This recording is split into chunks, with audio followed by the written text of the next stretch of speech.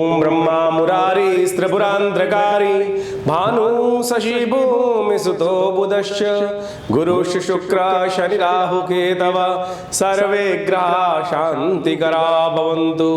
ओम मये सूर्य सहस्त्रांशो तेजो राशि जगत्पते अनुकंपय मां भक्त्या गणर्घं दिवाकर।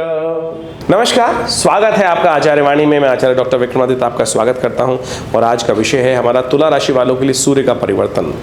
देखिए, सूर्य हर महीने परिवर्तन की तरफ जाते हैं। उनके एक राशि में करीब करीब 30 दिन का एक गोचर रहता है और ये 30 दिन विशेष तौर पर जो होते हैं, हर रोज सूर्य की गति निर्धारित है। एक अंश के आसपास सूर्य हर रोज अपनी गति के अनुसार चलते हैं। इसलिए सूर्य का कैलेंडर जो है बिल्कुल एक ऑर्गेनाइज वे में चलता है और उनमें हर समय एक ही डिग्री से सूर्य परिवर्तन की तरफ चलता है। और ये जो सूर्य का जो परिवर्तन का योग जो है वो आपके भाग्य से में बड़ा विचित्र है, क्योंकि सूर्य संसार के समस्त जो हैं हमारे सोलर सिस्टम के राजा कहे जाते हैं, संसार के राजा हैं और उन्हीं के द्वारा इस संसार का निर्माण हुआ है। तो सूर्य नारायण जो हैं वो परिवर्तन की तरफ योग जो बना रहे हैं गोचर के दृष्टिकोण से, वो बड़ा महत्वपूर्ण है। और आपकी राशि के अनुसार से एकादशवें भाव के स्वामी मालिक हैं। आपकी लग्न तुला है या राशि तुला है, दोनों के दृष्टिकोण से समझें कि एकादशवें 11वें भाव लाभ के भाव के मालिक होकर सूर्य दशम भाव में, राज्य वाले भाव में, सम्मान वाले भाव में, पिता वाले भाव में उपस्थित हो रहे हैं। अब ये आपको समझना पड़ेगा कि सूर्य यहाँ पर किस प्रकार का योग बनाते दिखाई दे रहे हैं, थोड़ा ध्यान रखने की ज़रूरत है। दशम भाव में जो सूर्य का योग है, पिता वाले भाव में है, तो आपको सबसे पहले ध्यान रखना पड़ेगा आपके संबंध माता पिता के साथ। ये समय जो है आपके ग्रहगण दृष्टिकोण से ऐसा दिखाई देता है कि आपके रिलेशनशिप्स में ये समय थोड़ा सा भारी रहता दिखाई देगा, चाहे वो बच्चों के साथ हो, चाहे वो माता पिता के साथ हो। तो यहाँ कहीं ना कहीं थोड़ा सा आपके ग्रह इन सब संबंधों में थोड़ी खटास उत्पन्न करने के योग दे सकते हैं, थोड़ी अनबन होने के योग दिखा सकते हैं। तो सबसे पहला कार्य आपको अपने जीवन में सरलता लाने का प्रयास करने का। सूर्य थोड़े क्रूर ग्रह माने जाते हैं, कई प्रवृत्ति के ग्रह माने जाते हैं, शुभ ग्रह, अशुभ ग्रह, क्रूर ग्रह, पाप ग्रह। तो सूर्य क्रूर ग्रहों के अंतर्गत आते हैं और उनका तेज ही ऐसा है कि वो अपने कार्य से अनुसार से कार्य करते हैं। अब बहुत ज़्यादा कहा जाता है कि उनके पास जाओगे तो कहीं ना अग्नि, जिस प्रकार से कहा जाता है ना, जिस साधु योगी अग्निजन इनके न जाइए पास। तो इसी प्रकार से सूर्य के बहुत ज़्यादा सन्निकट होने के कारण से भी कई बार समस्या हो जाती है। सूर्य तो अपना कर्तव्य पूरे निष्ठ होकर कार्य करने का प्रयास करते हैं और जब कर्तव्य निष्ठ होकर कार्य करने का प्रयास करेंगे तो उसको संसार में कहीं कोई चीज़ दिखाई नहीं देती, वो तो अपने कर्तव्य से। आपकी राशि भी वैसी ही है, आपकी लग्न जो सूर्य तुला लग्न की हम बात कर रहे हैं, तुला राशि की बात कर रहे हैं, तो वह वैसी है जस्टिस, हर चीज़ के लिए न्याय के अनुसार से देखना।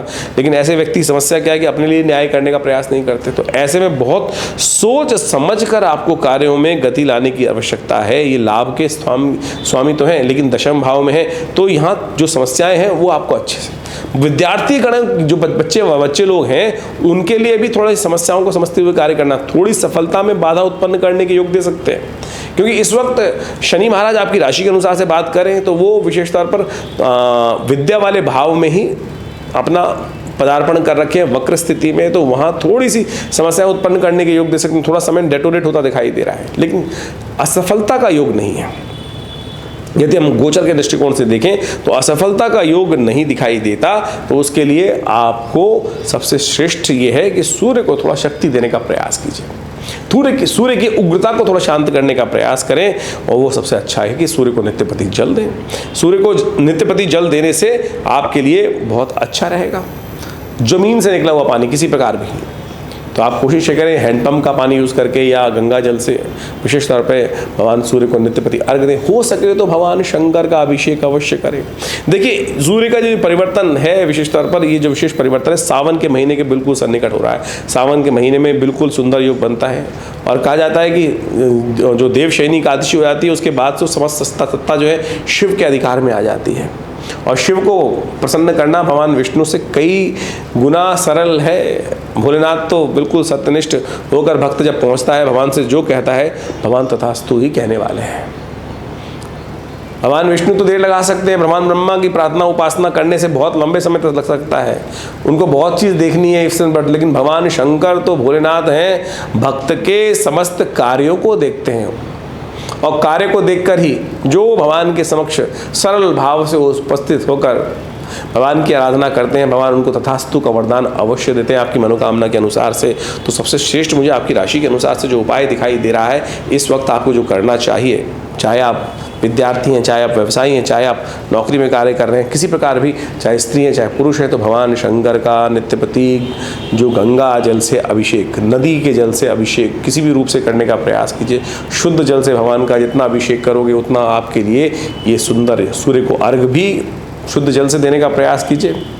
देखिए, भगवान की प्रसन्नता के लिए कहा गया पत्रम पुष्पम फलम तोयम यो में भक्त्या प्रयच्छति। भगवान तो सुंदर तरीके से आपके धन से नहीं, आपके कर्म से और आपकी श्रद्धा भाव से ही आपको आपके कष्टों को दूर करने का योग बनाते हैं। ये हमें ज्योतिष के दृष्टिकोण से हमें समझना चाहिए। बहुत सारे ज्योतिषज्ञ इस प्रकार के हो गए हैं आज समय के अनुसार से। देखिए, ज्योतिष के अंदर जो कारण और निवारण की दो स्थिति बनेगी। कारण तो ज्ञान से आपको समझ में आता है, कैलकुलेशन से, लेकिन निवारण जो है वो बहुत सारे टोटकों में फंस जाते हैं लोग। लेकिन निवारण सही रूप से समझें, ज्योतिष शास्त्र के दृष्टिकोण से समझें तो भगवान का भजन ही है। प्रभु का भजन, प्रभु का आशीर्वाद, यही वास्तविक तौर पे उपाय है। चाहे वो मंत्र जप के रूप में ले लें, चाहे वो दान के रूप में ले लें, चाहे वो किसी औषध के हिसाब से देख लें, तो उन सब में कहीं ना कहीं परमात्मा के भजन को स्थान दिया गया। अध्यात्म इसी प्रकार साथ चलता है।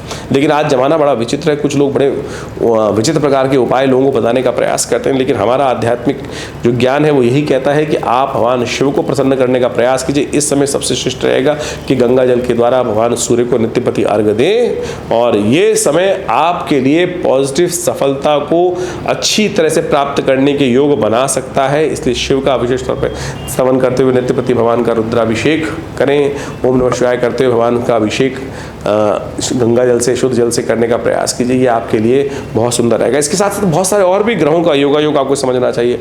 बुद्धि स्थान पे इस वक्त शनि वक्र स्थिति में बैठे हैं, ये आपके लिए चिंतनीय विषय है। ये आपको अवश्य ध्यान रखते हुए कार्य करना सही है। शनि महाराज थोड़े जिद के प्रतीक होते हैं, आलस, धीरे धीरे चलने वाले ग्रह हैं, वो बुद्धि में जा जाते हैं, तो कई चीज़ों में बहुत ज़्यादा डिसीजन में डिले हो सकती है। लेकिन इस समय एक बात का और ध्यान रखना, संयम का ध्यान रखने की ज़रूरत है। सूर्य शुक्र का कॉम्बिनेशन बना हुआ है और वो आपके लिए थोड़ा सा सांसारिक विलासिता की तरफ ज़्यादा आपको ले जाता दिखाई दे रहा है। और ये ऐसी ना बने कि अननेसेसरी कहीं छोटे बातों में दिल पे चोट भी लगने के योग बन सकते हैं, और वो आपके लिए कहीं ना कहीं ऐसा उत्पन्न कर सकता है कि संसार बेकार है। संसार में सब चीज़ें चलती हैं, इस बात को हमें समझना चाहिए। बृहस्पति कहीं ना कहीं वीतरागिता उत्पन्न करने की, संसार में थोड़ी निरस्ता उत्पन्न करने की योग बना सकता है। तो ऐसे में सबसे अच्छा ये रहेगा कि आप भगवान शिव का अभिषेक, जो हमने बहुत शोध के बाद सोच समझ के आपको ये उपाय बताने का प्रयास किया है, इसको अवश्य करें। देखिएगा परिवर्तन का योग सुंदर रहेगा। उपाय और भी अच्छे समझ लीजिए तो देखिए अच्छा रहेगा। इस प्रकार से ज्योतिष के दृष्टिकोण से आपको समझना चाहिए कि ग्रह गोचर का परिवर्तन जो है किस प्रकार से आपके जीव कुंडली के अनुसार से योग बनाता है, और उसके हिसाब से ही हमारे जीवन में हमारे समक्ष बहुत सारे जो योगा योग का फल होता है वो उपस्थित होता है। उसके अनुसार से हमारे जीवन में ग्रहों का अच्छा बुरा प्रभाव जो हम यदि समझ लें तो उसके नेगेटिव प्रभाव को हम अपने जीवन से दूर करने के लिए भी रास्ते चुन सकते हैं। उपाय यही है। देखिए, ज्योतिष के अंदर एक कारण है और एक है निवारण। निवारण के अंदर विभिन्न उपाय हैं। बहुत सारे लोगों का मत ये रहता है कि जब जीवन में जब कुछ बन रहा है, हो रहा है, आ रहा है, जब वो निर्धारित है तो फिर उसमें परिवर्तन कैसा कर सकते हैं। देखिए, कुछ भी निर्धारित नहीं है। सब कुछ आपके कर्म के अनुसार से है। जिस प्रकार का कर्म होगा उसके अनुसार से उसका फल होगा। यदि कोई दुष्कर्म हमारे द्वारा या किसी के द्वारा हो गया है जीवन में, तो उसका प्रायश्चित करने के लिए भी विभिन्न रास्ते हैं। जब हमारे जीवन में कुछ दुष्कर्म हुआ तो उसके कारण से कुछ दुष्प्रभाव उत्पन्न हुआ, तो उसको शुभ करने के लिए पुण्य कार्य बढ़ाने का हमें प्रयास करना चाहिए। यही जीवन की विचित्र विडंबना है कि हमको ये ज्ञान सही रूप में सही जगह यदि प्राप्त हो जाए तो हम सब चीज़ों को ठीक करने का रास्ता बना सकते हैं। वास्तविक तौर पर ये समझ लीजिए कि जो निवारण है वो परमात्मा का नाम ही है। हम विभिन्न उपायों की तरफ जाते हैं, उन सब का एक ही जो रास्ता है वो परमात्मा की कृपा ही है। हम किस प्रकार भी परमात्मा का नाम यदि श्रद्धा के साथ ले लें तो वो हमारे जीवन में सब प्रकार के अशुभ प्रभावों को दूर कर देता है। फिर भी ज्योतिष के दृष्टिकोण से अनेक उपाय शास्त्र में बताए गए हैं, वो भी अद्भुत रूप से कार्य करते हैं। तो सूर्य को मनाने के लिए विभिन्न उपाय जो शास्त्र में वर्णित है, चाहे वो सूर्य को जल देना, चाहे वो रविवार का व्रत रखना, अच्छे कर्म करना, गेहूँ इत्यादि का दान करना, नमक का दान करना, सूर्य के मंत्र ओम घृणी सूर्य आदित्याय नमः, इस मंत्र का नित्यप्रति जप करना, गायत्री का जप करना, ये सब के सब एक ऐसे अद्भुत उपाय हैं जिनको यदि आप करें नित्यप्रति तो सूर्य के होने वाले बहुत सारे दोष जीवन से दूर हो जाते हैं। तो इन सब कर्मों को यथाउचित भाव से अवश्य करने का प्रयास करना चाहिए। सूर्य का जो आदित्य हृदय स्तोत्र है वो तो अद्भुत है, यदि उसका सानिध्य नित्यपति लिया जाए तो अनेक प्रकार से जीवन के कई कष्टों को दूर करने का रास्ता बन जाता है। सूर्य प्रत्यक्ष देवता है शास्त्र के अनुसार से, और वो नित्यपति अपना दर्शन देते हैं प्रकृति में, हर मानव को, हर जीव को अपना दर्शन देते हैं। नित्यपति अपने कार्य के अनुसार से वो संसार में प्रकाश का उत्पत्ति करते हैं, इसलिए हमारे यहाँ उनको प्रत्यक्ष देवता कहा गया है। तो उनको ठीक करने के लिए उनके ग्रह प्रभाव को अपने जीवन से, यदि हम अशुभ प्रभाव यदि किसी कर्म के अनुसार से हमारे जीवन में बन गया है तो उनको ठीक करने के रास्ते अवश्य आपको चुनने का प्रयास करना चाहिए। और यदि नित्यपति भगवान सूर्य को आप जल देंगे तो उनके तेज को ग्रहण करने से भी आपके जीवन में जो कहीं ना कहीं कुछ उठापटक के योग हैं, कुछ नेगेटिव सूर्य के अनुसार से जो प्रभाव उत्पन्न दिखाई दे रहा है ज्योतिष गणनाओं के अनुसार से, उसको बहुत बढ़िया तरीके से ठीक कर सकते हैं। और विभिन्न प्रकार से विभिन्न समय और इस समय तो बड़ा अद्भुत योग चल रहा है। जब तक ये सूर्य जो महाराज जो कर्क राशि में चलेंगे तब तक सावन का सुंदर महीना चलता दिखाई दे रहा है, और ऐसे में भगवान का सुंदर स्तवन करें। कहा जाता है कि देवशयनी एकादशी से भगवान विष्णु तो शेषशय्या पर विश्राम करने चले जाते हैं, लेकिन उसके बाद संसार का संपूर्ण दायित्व जो है वो भगवान शिव के ऊपर आ जाता है, और भगवान शिव जो है वो तो भोलेनाथ है।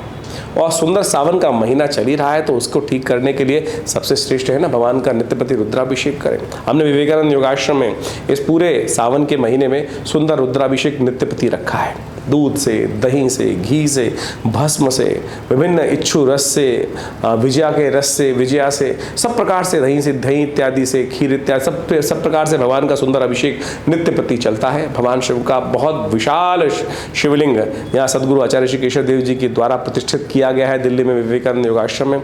वहाँ नित्यपति सावन के पूरे महीने में रुद्राभिषेक रहेंगे। अपनी अपनी मनोकामनाओं के निमित्त लोग वहाँ इस कार्यक्रम में रोज जुड़ते हैं, आते हैं, रुद्राभिषेक करते हैं। तो आप भी सादर आमंत्रित हैं अपने ग्रहजन प्रभावों को दूर करने के लिए, मनोवांछित इच्छा प्राप्त करने के लिए, समस्त कष्टों के निवारण के लिए। जो आश्रम में नित्यपति 8 घंटे करीब यज्ञ होता है और शाम को नित्यपति रुद्राभिषेक जो चल रहा है उसमें आप सम्मिलित हो सकते हैं, अपने नाम से रुद्राभिषेक करा सकते हैं।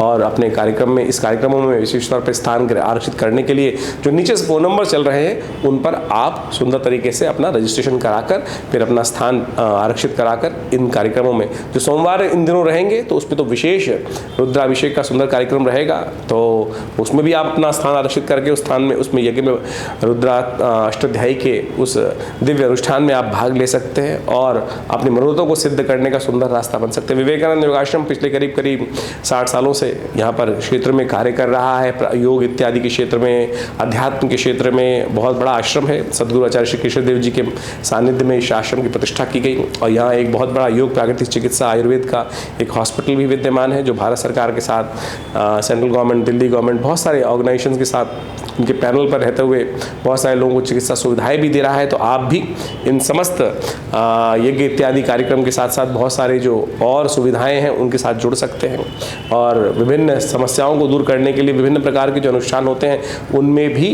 आप उसका लाभ ले सकते हैं। जैसे स्वास्थ्य के दृष्टिकोण से कोई समस्या जीवन में चल रही है तो कहा जाता है कि आप जो औषधि चिकित्सा करवा रहे हैं वो तो कराएं, लेकिन स्थान एक प्रार्थना को भी देने का प्रयास करें। देखिए सारा का सारा खेल जो है वो आपके जीवन में कर्म के हिसाब से है। यदि कर्म कोई कष्ट प्रद कर दिए गए हैं, यानी अनिष्ट कर्म आपके द्वारा कभी हो गए हैं तो उसके द्वारा पाप भोग बन जाते हैं और उनको पुण्यों के द्वारा ही हम ठीक कर सकते हैं। देखिए आपके जीवन में जब सुख है ना, एक बात समझें, तो आपका पुण्यों का अकाउंट यदि लबालब भरा हुआ है तो छोटे मोटे कष्ट आते हैं, कब चले जाते हैं पता भी नहीं चलता। लेकिन ये समझ लीजिए ये पुण्यों का अकाउंट भी बहुत जल्दी खर्च होता है, बहुत जल्दी खर्च होता है। हमारे कोई जीवन में कष्ट आया तो समझ लीजिए आपका उतना पुण्य क्षय हो गए, समाप्त हो गए। उन पुण्यों को लगातार बढ़ने का प्रयास करना चाहिए। अब एक बात और समझें, जितना बड़ा व्यक्ति, जितना बड़ा साम्राज्य चला रहा है उसको उतने ज़्यादा पुण्यों की आवश्यकता है, क्योंकि पुण्य भी लगातार बढ़ते रहने चाहिए। जब पुण्य ज़्यादा, आप जितने बड़ी पोजीशन में हैं और जितने बड़े कार्य कर रहे हैं उतनी जल्दी पुण्यों का क्षय भी हो रहा है, भोग रहे हैं। आप बड़े पद पर प्रतिष्ठित हैं तो पुण्य उतने ज़्यादा कंज्यूम होंगे। तो इसलिए एक बात का ध्यान रखना चाहिए कि पुण्यों का अकाउंट आपका लगातार हमेशा चलता रहे। उसके लिए सदकर्म, शुभ कर्म, लोगों की जनसेवा, परमात्मा का भजन, यज्ञ इत्यादि, लोगों की सेवा इत्यादि, भाव को पवित्र रखना, ये सब यथाउचित भाव से आपको करने का प्रयास करना चाहिए। यही हम समझ नहीं पाते हैं।